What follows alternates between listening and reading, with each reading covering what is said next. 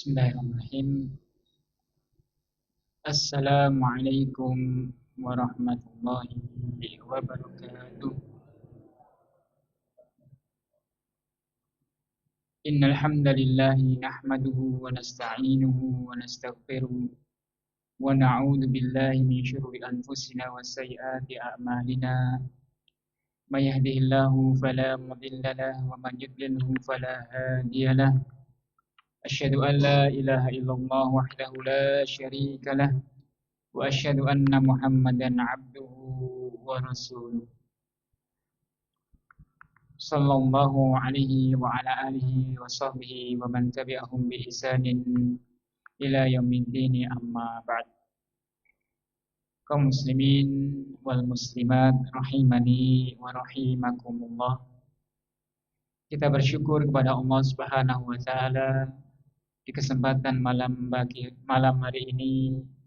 Allah Subhanahu wa taala masih berkenan melimpahkan nikmat dan karunia-Nya kepada kita semuanya, sehingga Allah Subhanahu wa taala mudahkan kita untuk beribadah kepada Allah Subhanahu wa taala di masjid yang kita cintai.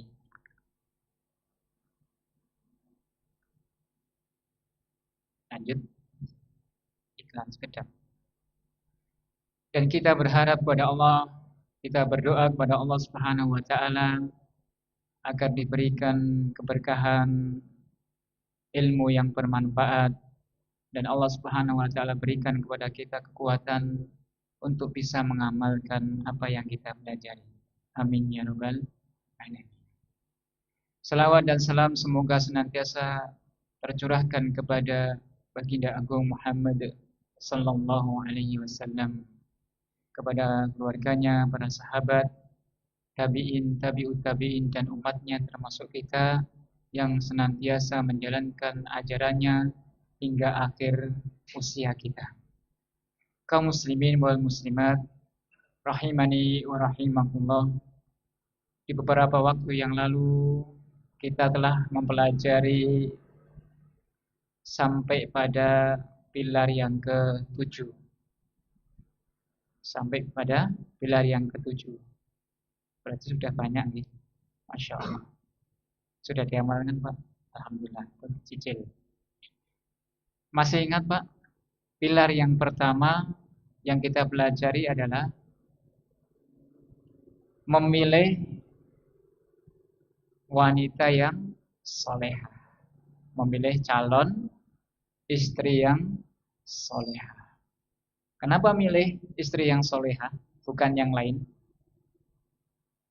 Karena dengan istri yang solehah itu akan membantu kita, membantu mendidik anak cucu kita. Beda kalau istrinya nggak solehah, pasti akan merepotkan kita. Kalau istri yang solehah itu kan tahu bagaimana menyambut suaminya, bagaimana dia mendidik anak-anaknya. Bukan anaknya dibiarkan begitu saja, namun dibantu untuk mendidik menjadi anak-anak atau generasi-generasi yang baik.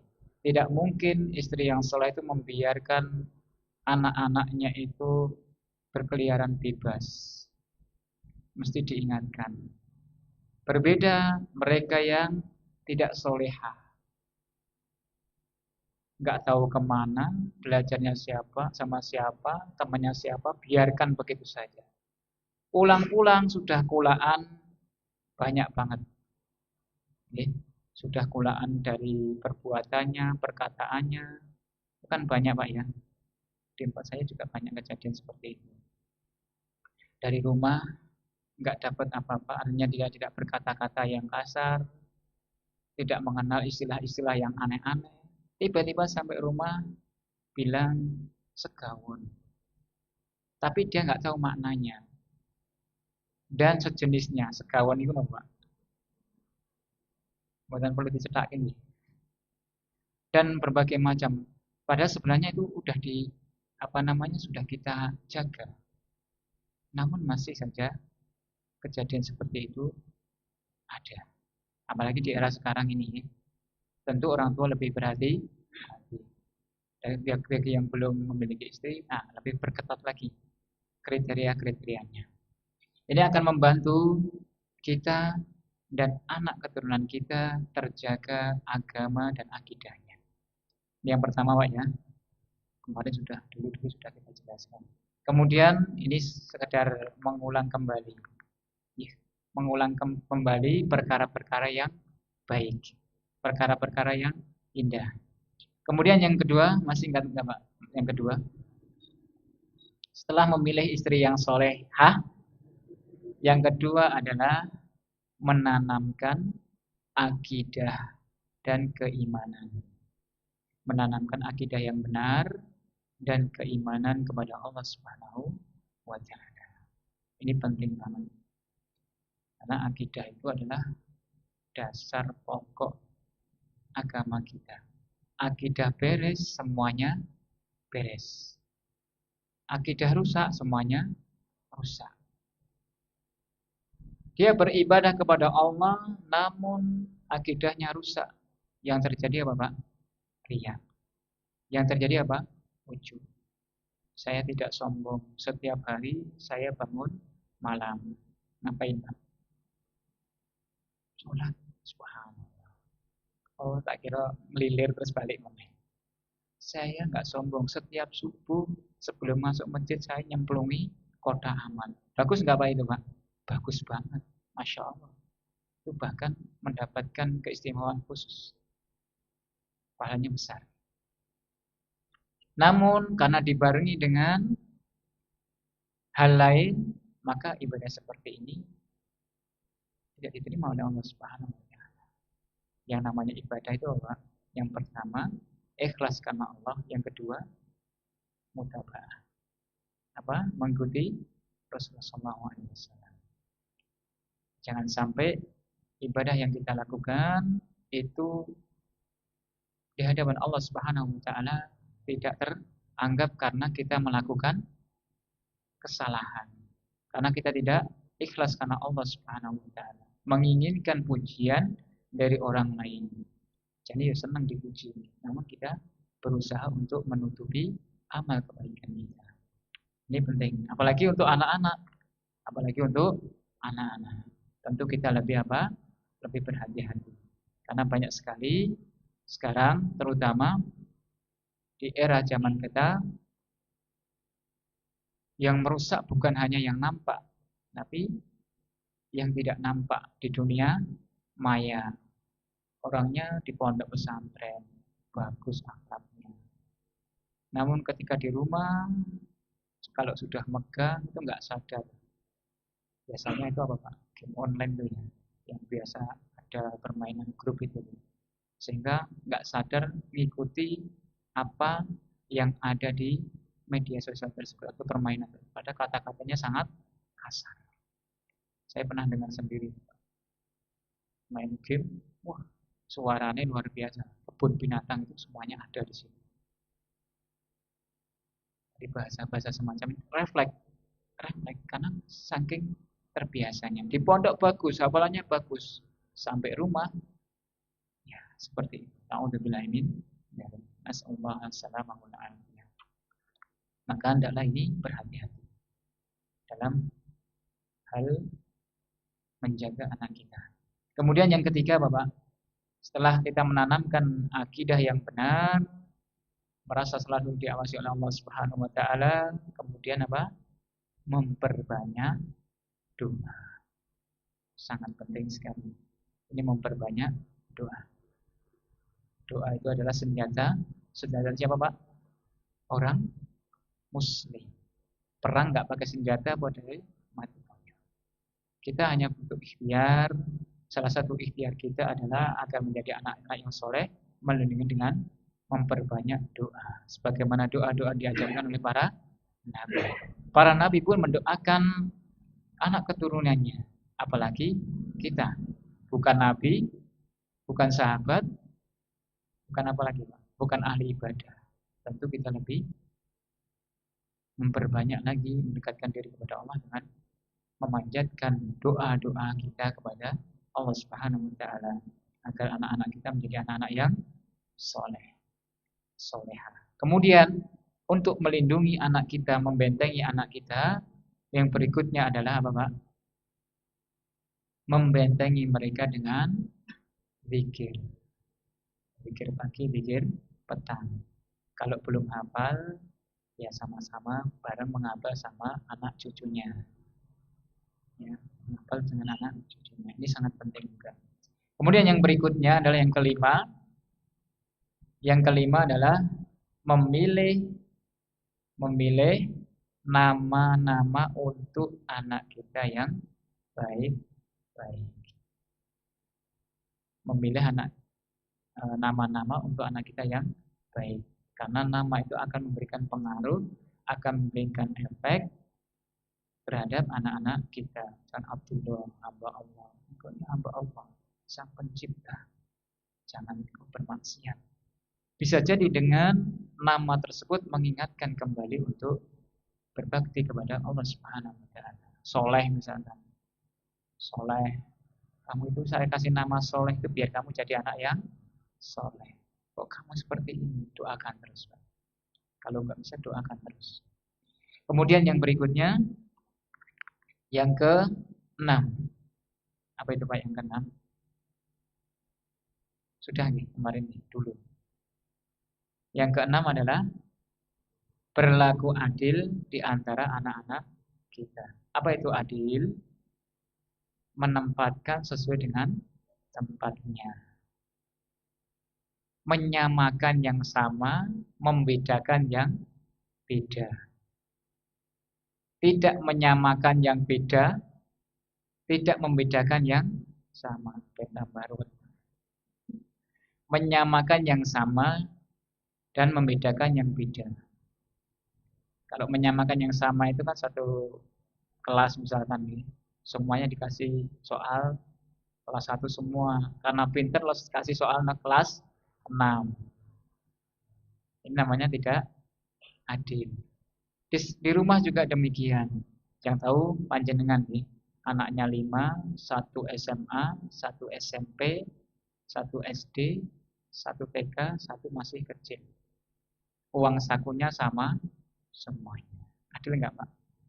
Adil ini. Yang bayi dikasih 50, yang agak gede dikasih 50, yang gede sendiri dikasih 50. Adil enggak, Pak? Adil ini. Enggak. Karena kebutuhannya berbeda-beda. Tinggal, loh kakak kok dikasih 50, saya kok dikasih 40 misalkan. Tinggal dengan menjelaskan. Yang SMA kebutuhannya lebih banyak. Yang jenengan ini lebih tahu lah kondisi. Nah, yang jelas itu adalah kita berlaku adil. Kenapa kita harus berlaku adil? Kata Rasulullah SAW dalam hadisnya yang diriwayatkan oleh Imam Muslim,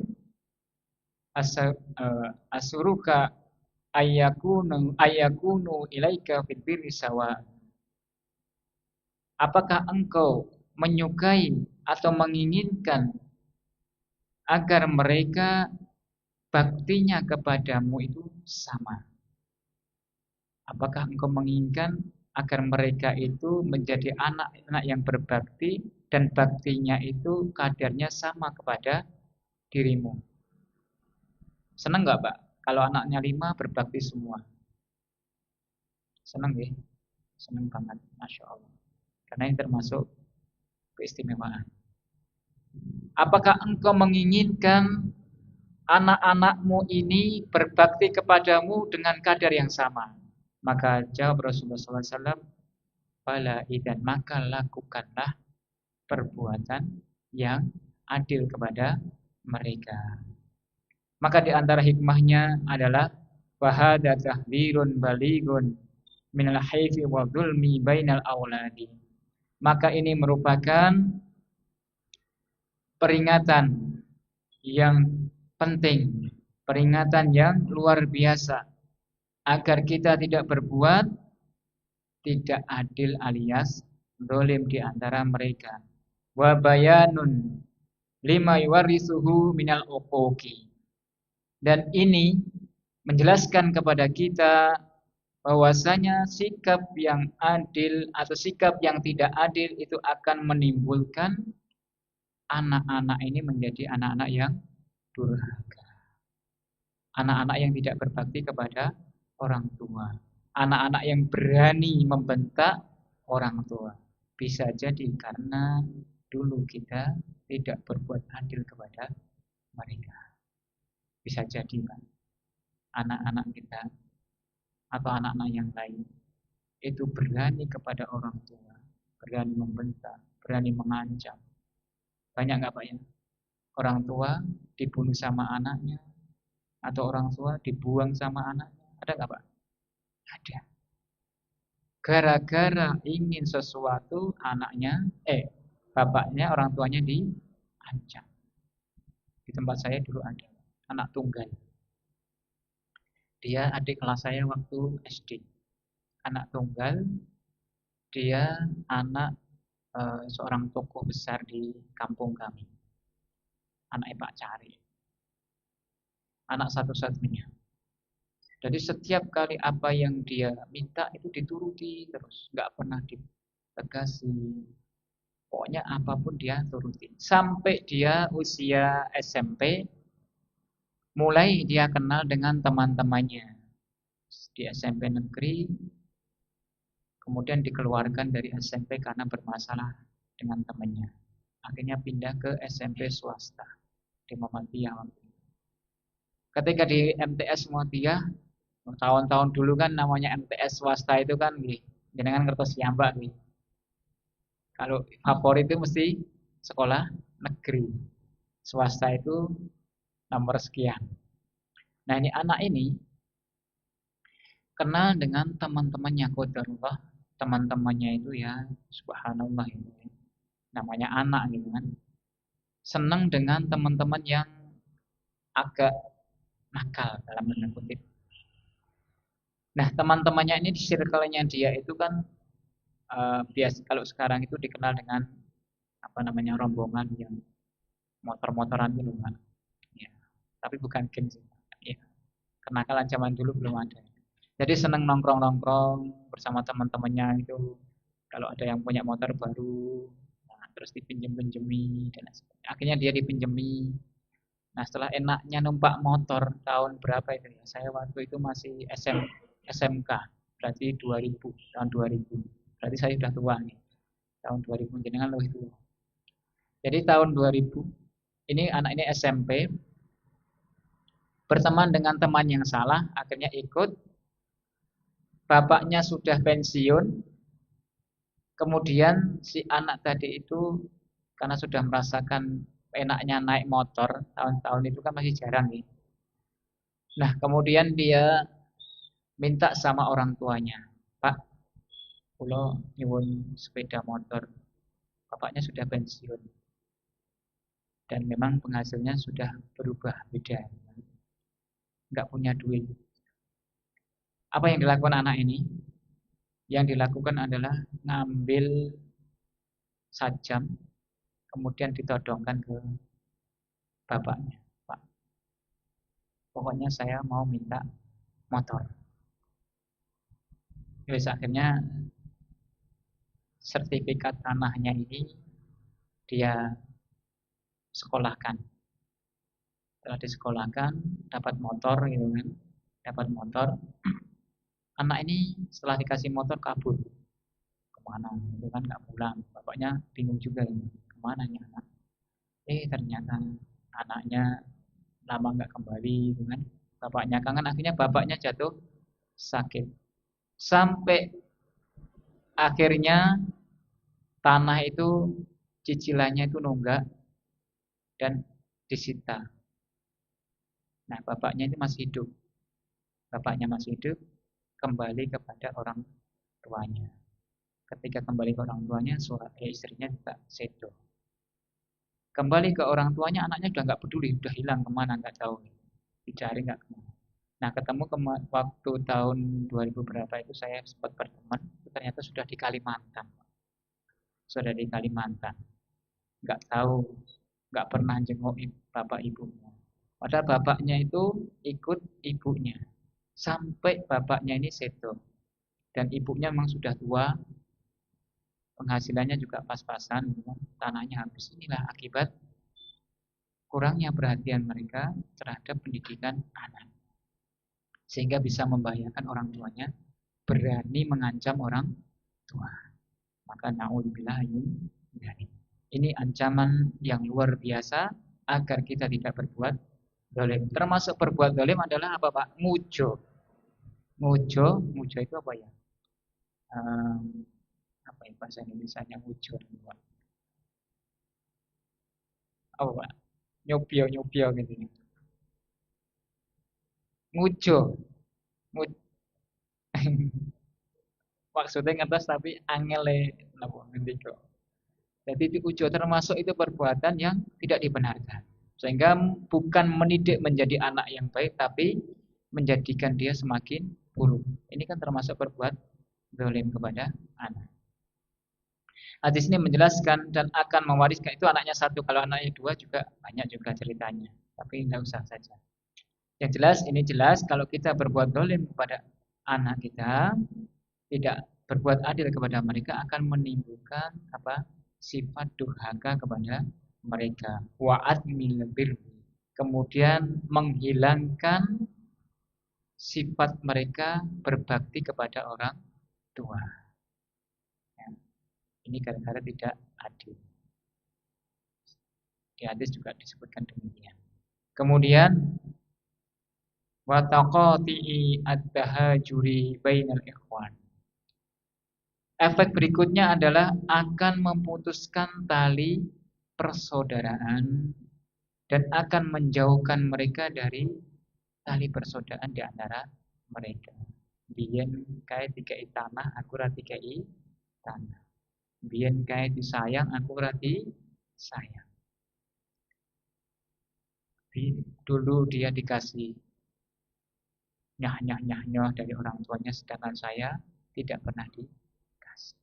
Ini juga bisa menimbulkan apa, Pak? Menimbulkan perpecahan di antara keluarga. Kaum muslimin wal muslimat rahimani wa rahimakumullah. Inilah efek ketidakadilan. Kemudian kita masuki pilar yang berikutnya, ar-raqaizatu as-sabi'atu. Pilar yang berikutnya, yang ketujuh adalah ar-rifqu war-rahmah. Yaitu sifat lemah lembut dan sifat yang penuh dengan kasih sayang. Hal ini sebagaimana diriwayatkan oleh Aisyah radhiyallahu taala anha, beliau mengatakan qala Rasulullah sallallahu alaihi wasallam, Rasulullah sallallahu alaihi wasallam bersabda, innallaha rafiqun yuhibbu ar-rifqi. Sesungguhnya Allah Subhanahu wa taala itu maha berlemah lembut, yuhibbu rifqi, dan mencintai kelemah lembutan. Lemah lembut. Bagaimana cara memahami ini, Pak? Kita caranya adalah mencari lawan katanya dulu. Lembut itu lawan katanya apa, Pak? Keras. Lembut lawan katanya keras atau kasar. Oh, ini kayak ini lembut, oh ini kayak ini kasar.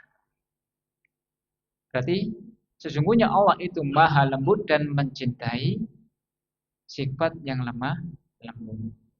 Wa yu'ti ala rizqi ma la yu'ti ala unqi.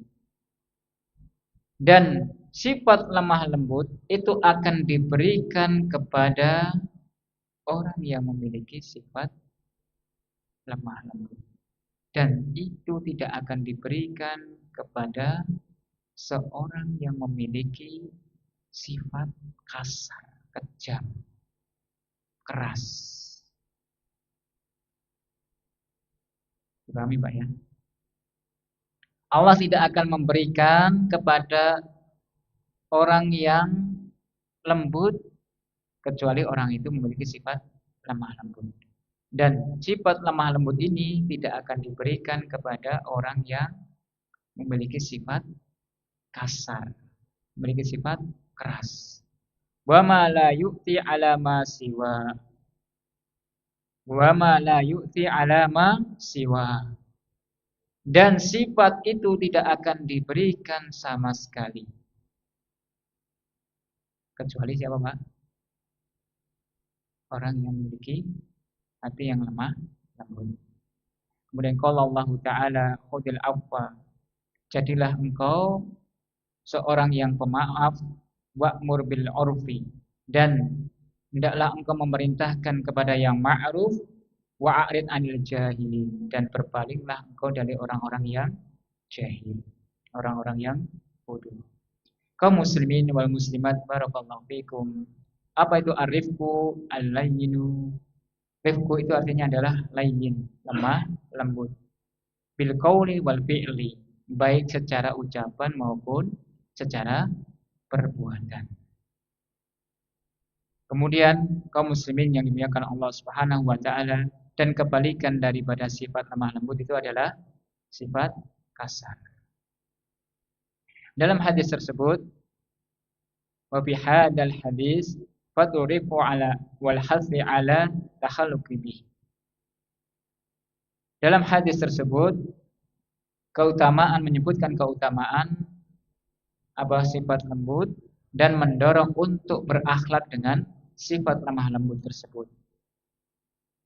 Kemudian wadamu unki, kemudian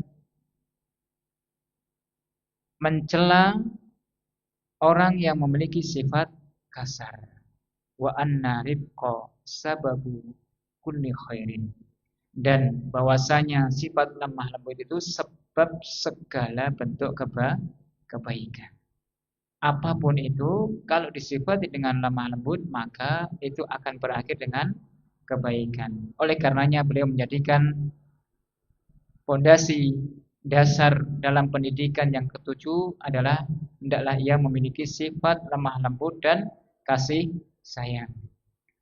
Wa min raqaizi tarbiyatil abna'i, dan di antara pondasi-pondasi dasar atau pilar dalam pendidikan anak adalah arifku wa lutfu bihim. Hendaklah ia bersifat lemah lembut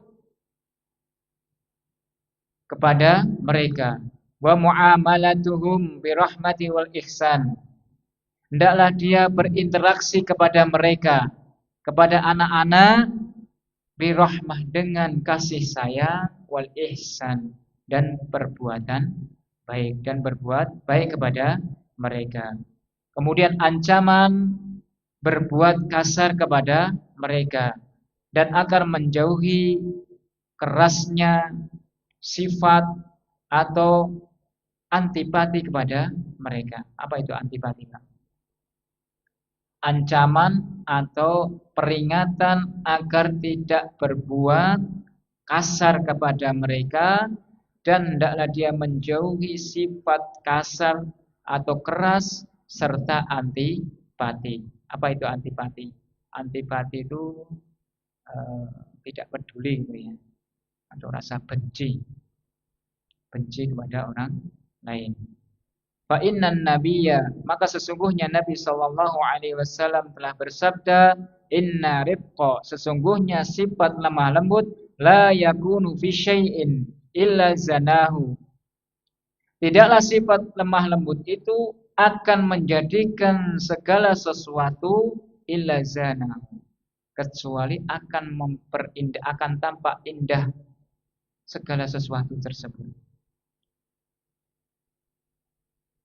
Wala yunza'u min syai'in illa syanahu, dan tidaklah sifat lemah lembut itu ketika hilang, melainkan segala sesuatu itu akan menjadi apa Pak? Buruk. Jadi kebalikannya, segala sesuatu itu akan indah ketika disikapi dengan lemah lembut. Dan ketika lemah lembut itu hilang, segala sesuatu akan menjadi buruk. Wahada rahmatu, dan sifat rahmat ini, sifat lemah lembut ini, yajibu an tabda'a ma'al auladi, hendaklah yang pertama wajib kita mulai dalam mendidik anak setelah yang lainnya. Setelah tauhid, ya, setelah menanamkan iman, kemudian tauhid, memberi nama yang baik, kita mulai dengan lemah lembut. Karena gini Pak, ketika anak itu kita ajari dengan lemah lembut, kemudian masih sedikit agak ngeyel, kemudian kita naikkan levelnya menjadi agak keras, agak manut gitu weh. Terus kemudian agak keras tapi kok nggak ngefek, kita tambah kadarnya apa Pak? Dengan keras, dengan pukulan, dengan suara yang keras, kemudian anak itu baru nurut. Nah, ketika seperti ini yang terjadi, ya di rumah dia dikerasi, sering dikerasi, karena dengan lembut itu nggak ngefek. Yang terjadi adalah ketika nanti dia di luar, dinasihati orang lain dengan cara yang lembut itu akan disebarkan. Hal ini terjadi di tempat kami, di sekolah kami. Jadi orang tua pernah uh, memberikan kepada kami apa namanya masukan begitu ya. Ketika terjadi anak seperti ini, Pak Nyuwun Sewu, anak jenengan tuh ketika dihukum kok biasa-biasa saja. Ketika dibentak kok ketika agak nadanya agak dikerasi dikit kok anaknya biasa-biasa saja, nggak merasa bersalah. Oh gini Ustaz, karena anak saya itu kalau nggak udah kalau ngeyel dipukul aja, itu baru ngefek. Subhanallah. Jadi ada anak yang baru dengar ancaman dihukum saja sudah pusing. Kamu nanti ketika di rumah cerita, Bi, aku mau wajib dihukum karena ngobrol sendiri, karena aku nggak belum. Itu sudah merasa risih. Saya nggak mau dihukum, saya nggak mau dihukum sama ustazah untuk gini. Itu baru. Ada juga anak yang ketika nggak dikerasi nggak manut. Ini bisa jadi terbiasa polanya di rumah dengan kekerasan. Sehingga mendapatkan hukuman itu ya kayak nggak mendapatkan hukuman. Dipukul aja Ustaz. Kalau nggak dikeluarkan aja dari kelas.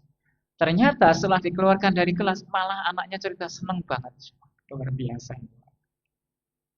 Dikeluarkannya dari kelas. Oh anak saya kalau dikeluarkan dari kelas senang banget, dia main kemana, suruh pulang-pulang dia. Subhanallah. Ini berarti apa? Ada yang salah di sini.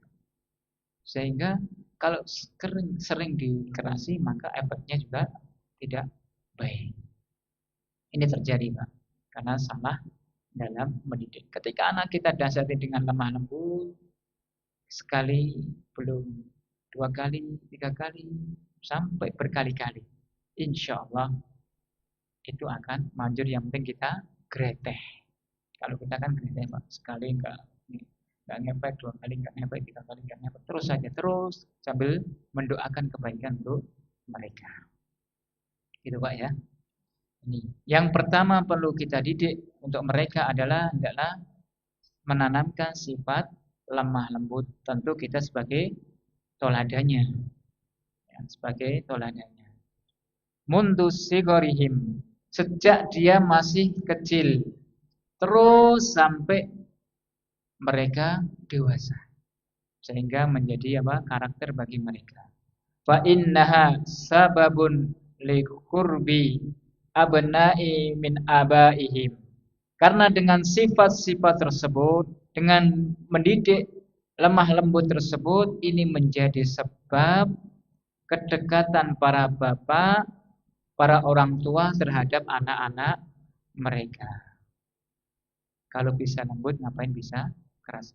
Coba Pak, suara keras dengan nasihat dengan keras, dengan nasihat dengan nada yang lembut itu lebih keras mana? Kita suara keras dengan nada yang lembut itu kira-kira lebih keras mana? Lebih keras yang lembut. Itu lebih mengena, lebih masuk ke hati. Kalau keras itu biasanya Pak, kalau anaknya sudah anyel gitu ya, terus kita nasihati, gini. Kira-kira masuk nggak Pak? Nggak masuk. Justru malah penolakannya luar biasa. Itu tidak masuk. Tapi ketika anak itu dalam kondisi seperti itu, kemudian kita peluk, kita nasihati, lebih mempan mana? Lebih mempan yang lemah. Ini alhamdulillah kita juga sudah mempraktekkan.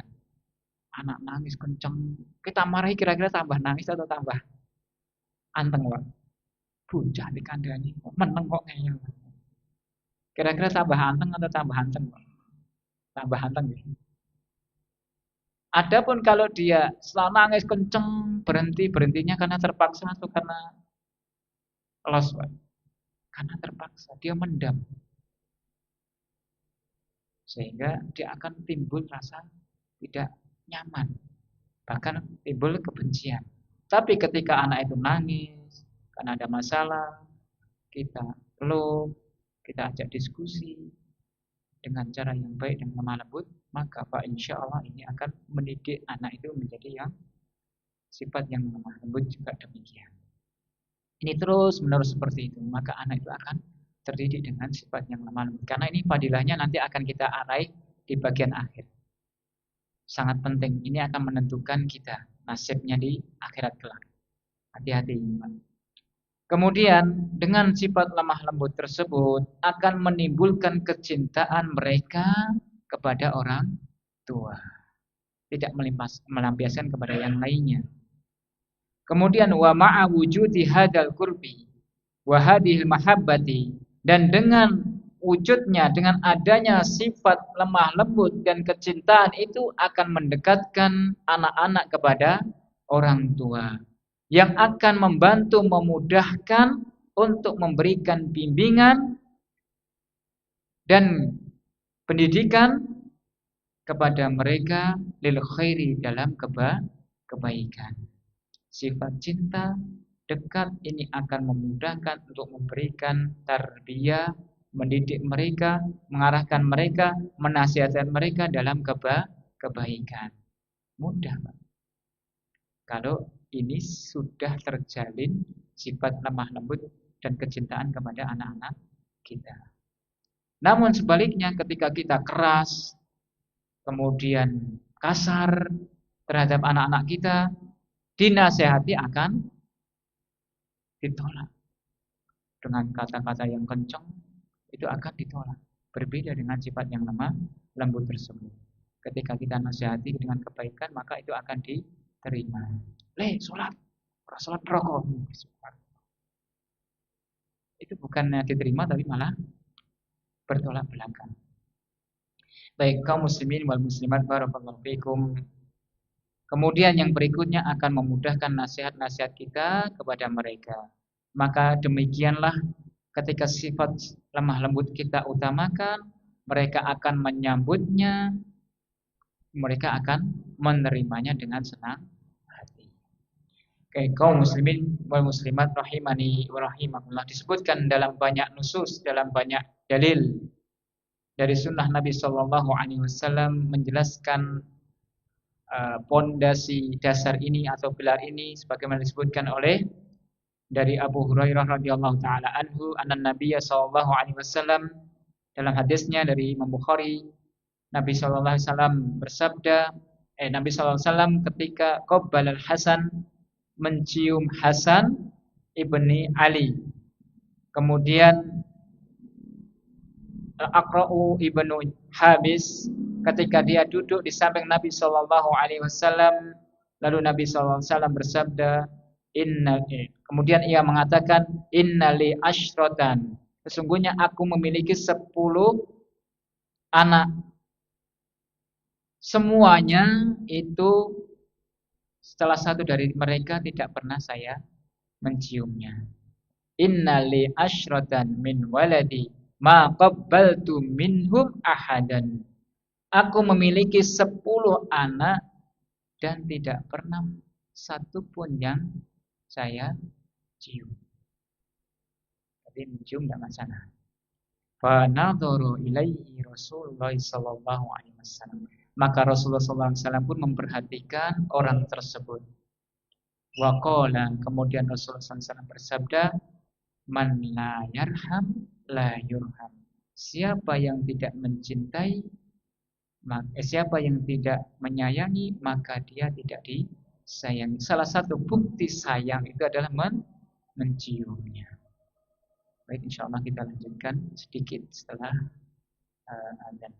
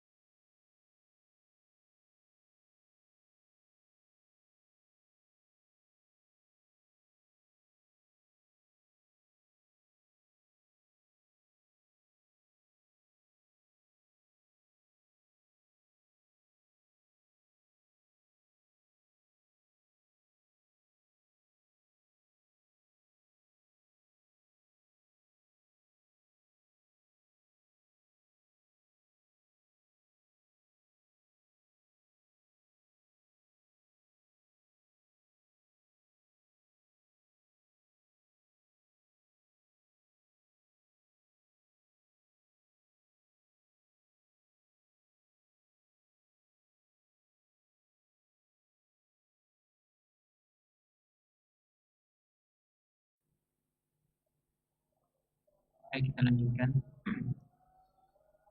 Nabi SAW bersabda, man la yarham la yurham. Siapa yang tidak menyayangi, maka dia tidak disayangi. Salah satu bukti sayang kita kepada anak-anak kita adalah menciumnya.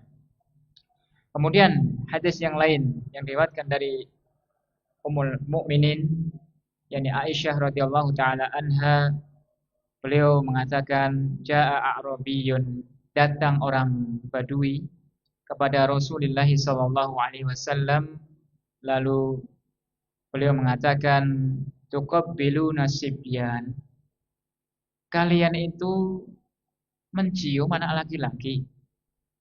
Anak laki-laki kalian cium. Ini kata A'rabi, suku Badui.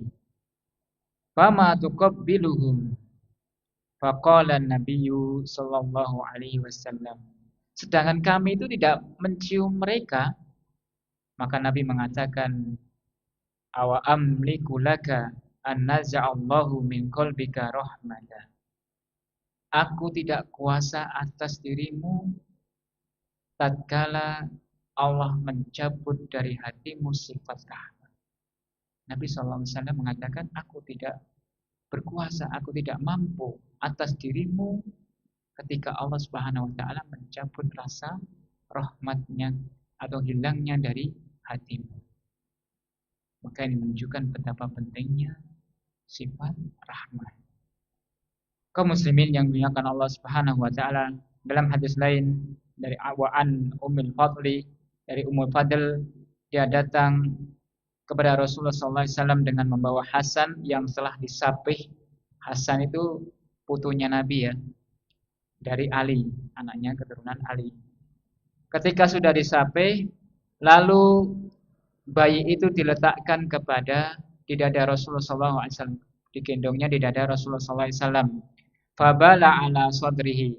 Kemudian sang bayi tersebut itu ngompol dan mengenai izar Nabi, mengenai sarungnya Nabi SAW. Fa asaba bauli izarohu. Maka sarungnya Nabi itu kena apa Pak? Kena pipisnya sang putunya tersebut, si Hasan. Kemudian fazakhtu biyadi ala katifaihi. Kemudian maksudnya ini si perempuan tadi yang menyapih tadi, terdorong untuk memukul dengan kedua tanganku ala katifaihi, di antara dua pundak, pengen memukul sang bayi tersebut. Sang tadi, ibu tadi ingin memukul, terdorong untuk memukul karena apa Pak? Karena bayi tadi itu ngompol, rasopan banget ngompol. Kemudian Nabi SAW bersabda, urfukni bibani rahimakillah. Kemudian bersikaplah lemah lembut dengan anakku, rahimakillah. Kemudian semoga Allah Subhanahu wa taala memberikan rahmat kepada Anda. Ini kalau kita gimana, Pak? Bayi kemudian ngompol, kira-kira gimana, Pak? Misalkan ini anaknya orang ini, kemudian digendong bayi randuwe etika. Kalau soal sapi itu biasanya berapa tahun, Pak? 2 tahun.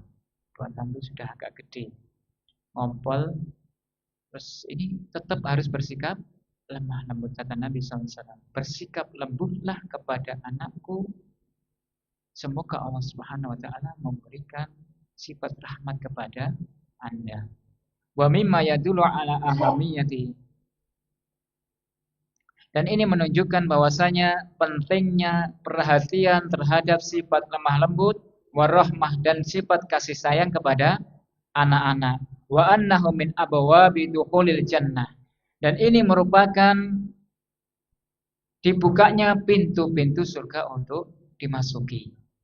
Apa itu, Pak? Sifat lemah lembut. Syaratnya apa, Pak? Syaratnya adalah kita memiliki sifat lemah lembut, maka akan dibuka pintu-pintu surga yang akan kita masuki. Kemudian wa'idku minan niron, dan dibebaskan dari neraka. Pengen nggak masuk surga, Pak? Pengen nggak? Maka sifat lemah lembut ini wajib kita terapkan. Kalau enggak berarti jauh dari apa, Pak? Jauh dari pintu-pintu surga, dekat dengan pintu-pintu neraka. Nauzubillahi min dzalik. Gara-gara sifat kasar kita, sifat keras kita terhadap anak kita atau orang lain, ini menyebabkan pintu-pintu surga itu jauh, ada tertutup. Bahkan kita dekat dengan pintu neraka. Ini resikonya, Pak, efeknya. Maka kaum muslimin barakallahu fikum, hendaklah kita senantiasa mohon kepada Allah agar diberikan sifat tersebut. Kemudian kaum muslimin yang dimuliakan Allah Subhanahu wa taala, ma dzakarathu ummul mukminin Aisyah radhiyallahu taala qalat. Sebagaimana yang diingatkan oleh ummul mukminin, disebutkan oleh ummul mukminin Aisyah radhiyallahu taala anhu, beliau mengatakan, ja'atni miskinatun tahmilu ibnataini laha. Ummu Aisyah radhiyallahu taala anha mengatakan, datang kepadaku seorang wanita yang miskin. Seorang wanita yang miskin datang kepadaku dengan ibnataini laha, yang ada padanya dua putri beliau. Dua putri anak perempuan miskin tadi datang kepada Aisyah radhiyallahu taala anha. Kemudian fa'at amtuha salasa samaratin. Aisyah radhiyallahu taala anha lalu memberikan kepadanya, kepada orang tersebut, itu 3 butir kurma.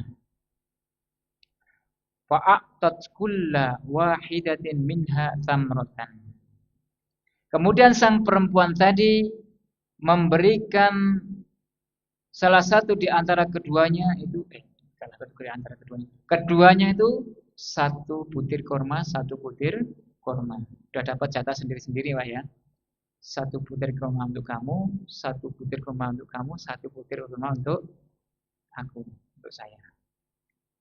Wa rafa'at ila fiha samratun litakulaha. Wa rafa'at ila fiha samratun litakulaha. Kemudian sang ibu tadi mengangkat tangannya, ada yang ada kurmanya, yang ini memasukkan kurmanya ke dalam mulutnya. Fastata'amatha ibnataha. Lalu kedua putrinya tersebut mau makan, diminta. Baru mau dimakan, diminta sama anaknya. Padahal anaknya sudah ada kurma satu-satu. Kira-kira dikasihkan nggak, Pak? Dikasihkan. Ini orang tua luar biasa. Kecuali orang tua yang spesial ini. Oh, jika ijazah kok sih njaluk orang tuanya. Tapi inilah sifat rahmah. Baru mau makan, kedua anaknya itu minta. Fasyaqqati samarata allati kanat turidu an ta'kulaha bainahuma. Maka ibu tadi itu membelah kurma menjadi 2, 1 butir kurma dibelah jadi 2, padahal itu mau dimakan untuk dirinya. Dibelahnya jadi 2, enggak jadi makan, Pak. Kemudian fa'ajabani sya'nuha. Kemudian ini yang mengherankan aku. Kejadian tersebut itu menakjubkan sekali bagi Aisyah radhiyallahu taala anha. Sungguh sangat menakjubkan kejadian tersebut. Sungguh sangat mengherankan. Nek basa Jawa itu gumun. Wong kok ana sing kaya ngono gitu. Kejadian tersebut, peristiwa tersebut. Fa dzakartu alladzi sana'at li Rasulillah sallallahu alaihi wasallam. Maka Aisyah radhiyallahu taala anha lalu menceritakan kejadian tersebut kepada Rasulullah sallallahu alaihi wasallam. Kejadian tersebut diceritakan kepada Rasulullah sallallahu alaihi wasallam. Faqala innallaha, sesungguhnya Allah Subhanahu wa taala qad aujaba laha, mewajibkan kepadanya al-jannata, surga. Allah mewajibkan untuk dirinya kepada ibu tadi apa Pak? Surga. Balasannya surga, nggak main-main. Berarti ini perkara yang bukan sepele, walaupun dianggap sepele. Gini buat teman. Masalah sepele, masalah kurma loh Pak. Itu taruhannya surga. Luar biasa. Angel nggak Pak? Insya Allah gampang. Insya Allah. Ini balasannya adalah surga. Kemudian Allah mewajibkan kepadanya surga dan dibebaskan dari neraka. Gara-gara sifat apa Pak? Lemah lembut tersebut. Masya Allah. Luar biasa. Ini Pak yang bisa kita kaji hari ini. Mudah-mudahan menjadi ilmu yang bermanfaat.